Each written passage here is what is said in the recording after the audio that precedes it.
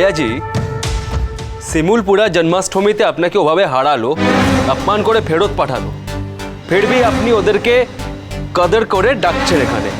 সত্যি তাই, আপনি বহুত দিলদরিয়া আছেন। তোরা কি করে ভাবলি যে এত বড় ইনসাল্ট ভাইয়াজি সহ্য করে নেবে? ওদের কেন আমি ডেকেছি জানিস?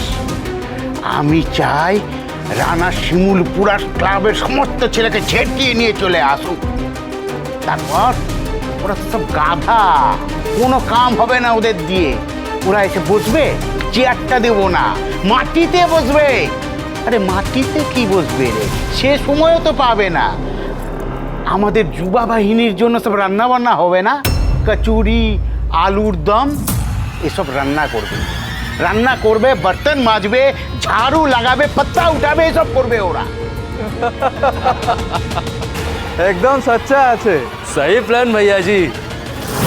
শিমুলপুরার ছেলেদের আজ আমি কি করি দেখিস। অপমানিত হওয়া থেকে ওদের কেউ আটকাতে পারবে না।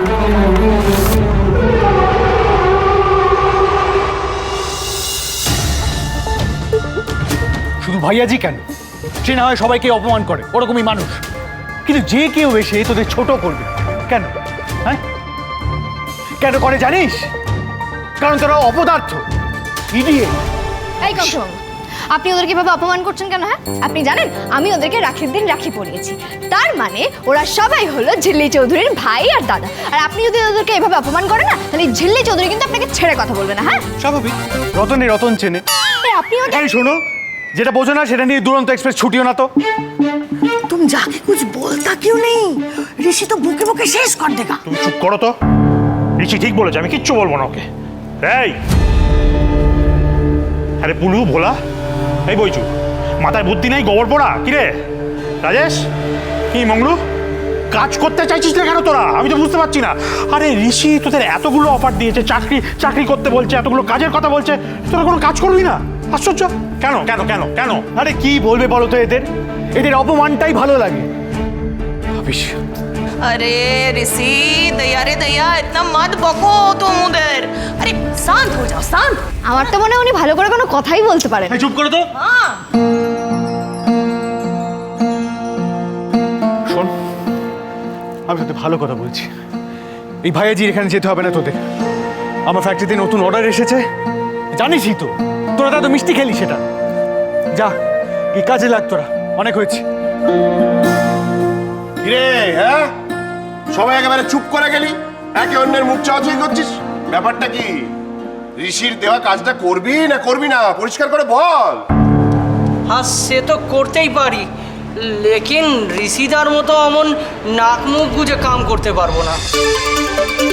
ঋষিদা তো খায়ও না, শুধু কাজই করে। আমরা যদি কাজ করি তাহলে টিফিনটা কখন? টিফিন?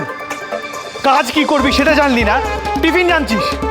ভাবিস কংস বাবা, ওরা না আমার মতো আছে, শুধু শুধু খিদে পেয়ে যায়। হাটারলি রাবিস। আচ্ছা, খাটনি কিরকম? ক ঘন্টা কাজ করতে হবে? ঘুমানোর সময় কতক্ষণ? ঘুম? আমাদের তো পাড়ায় টুর্নামেন্ট আছে, একদিন ক্যারাম টুর্নামেন্ট, বাকি দুদিন বাইরে ফুটবল আর মাছ ধরতে যাওয়ার প্রতিযোগিতা। এত কিছু করে হাঁপিয়ে যাবো ঋষিদা। তোর মাছ ধরবি অথচ কাজে যাবি না? অন্তত সেই মাছটা বিক্রি কর, কাজ কর। দাঁড়ান, দাঁড়ান, সবসময় তো বকেন কেন বলুন তো? এই জন্যই না আপনার ধারে কাছে কেউ ঘেঁষে না, জানেন তো? যাও বা একটু কাজের ইচ্ছাটা জাগতো, আপনার বকুরির চোটে ওরা আরো বেঁকে বসছে। এসব করে না শুধু সময় নষ্ট হচ্ছে, শেষ রক্ষা হবে তো? এই রে, বর্দা ভাই যেভাবে ধমকে গেল রে। এই রিঙ্কি, বলছি ওরা যেতে চাইছে, তাই কংসমামা ওদেরকে তো বাধা দিচ্ছে কেন? আসলে কি বলতো ঝিল্লি, মেজদা ভাই না চায় যে ওরা সবাই কাজ করুক, নিজের পায়ে দাঁড়াক, নাম করুক, কিন্তু তবে ওরা সবাই কিন্তু খুব ভালো, জানো?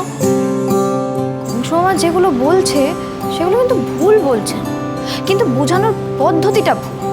আরে বাবা দেখো, সবাই কি আর ঝিল্লি চৌধুরী যে বাধ্য হয়ে সব কথা শুনবে? আচ্ছা বলছি কি, অনেক অনেক কথাবার্তা বলে সময় অনেক নষ্ট হয়ে গেছে, তোরা আর দেরি করিস না, কিন্তু আর দেরি করা যাবে না। তোরা এবার বেরো বেরো, সবাই বেরো। দাঁড়া পিমনি, 1 মিনিট শোন, তোরা একটা কথা সত্যি করে বলতো আমায়, তোরা কি সত্যি ভাইয়াজির ওখানে যেতে চাস? রানাদা যখন বলেছে একবার তো যেতেই হবে, যাই ঘুরে আসি। তাছাড়া ভালো প্যাকেট দেয়। ছাতিমপুরার কচুরি তো দারুণ, সেই সাথে আলুর দমটা বাহ, ওয়ান্ডারফুল। এই ব্যাপার, তাও ভেবেছিলাম যদি ভাইয়াজির ওখানে গিয়ে ডেডিকেটেডলি কাজ করে 2 পয়সা ইনকাম করতিস, তা না, তোদের পুরোটাই খাবার দাবারের ওপর। না হলে জিলিপি চোরকে কেউ বোন বানায়?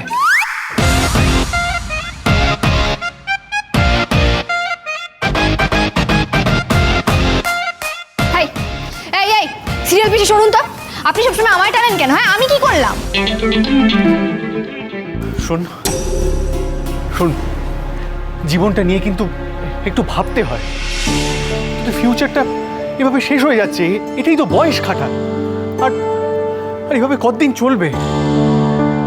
ঋষি, তুই কেন ওদের পেছনে সময় নষ্ট করছিস বলতো? ওদের বেরোতে হবে বাবা। তোরা না আর সময় নষ্ট করিস না, এখানে দাঁড়িয়ে কথা বলে সময় নষ্ট হচ্ছে। এখন ভাইয়াজিকে খুশি করার সুযোগ, এইটা আমাদের কাজে লাগাতে হবে, এটা সবাইকে বুঝতে হবে। হাতে আর কয়েক ঘন্টা বাকি আছে। এই রানাদা তোমাদের যা যা বলে গেল, পোস্টার ফেস্টুন কি সব আছে, নিয়ে যাও, দেওয়ালে যা যা লাগানো লাগিয়ে ফেলো, কাজে লেগে পড়ো বাবা। হ্যাঁ, যাও। ঋষি, তুই ওদেরকে আর আটকাস না, ওদের বেরোতে হবে। বলে দিয়েছি আমি তোমাদের ঋষিরাকে বলে দিয়েছি, বেরো এবার। যাও যাও যাও, বেরো বেরো বেরো, যাও যাও যাও। উফ বাবা, বাঁচলাম। এই আয়াটা ফিরে এসে মেজাজটা একেবারে গরম করে দিয়েছিল আমার। ছেলেগুলো গিয়ে মুখটা রক্ষা করলো। ঋষি, আমি জানি রানা যেটা করছে সেটা একেবারেই ঠিক নয়। তুই মন খারাপ করিস না বাবা, চেষ্টা তো করছিস, বল। কি জানো তো বড় মা, আমি পুরো শিমুলপুরাকে নিয়ে এগোতে চাই। আমি চাই এই ছেলেগুলোর ভালো হোক, কিন্তু ছেলেগুলো সেটা বুঝতে পারে না। সেটাই সব থেকে হেল্পলেস লাগে, জানো তো আমার। কি? শোনো, এখন ঋষিকে এসব কথা বলো না। আমি তোকে খুব ভালো করে চিনি, ওর মেজাজটা ভালো নেই। এখন কথায় কথা বাড়বে, শেষে ছেলেগুলোকে কান ধরে উঠবোস করাবে, মানে উঠতে বসতে কথা শোনাবে, বুঝতে পারছো তো? আচ্ছা, মাঝে মাঝে এত টায়ার্ড লাগে না আমার? আচ্ছা, এই ছেলেগুলো তো মাঝে মধ্যে এসে তোমার সাথে কথা বলে, তুমি একটু বোঝাও না কেন এদের? আর বড় মা, রানা যেভাবে তোমার সাথে মাঝে মধ্যে ব্যবহার করে, আমার সত্যি খুব খারাপ লাগে। আমি কিছু বলতে পারি না, কিন্তু ওর এরকম করা উচিত না। আমি ওর হয়ে তোমার কাছে ক্ষমা চাইছি।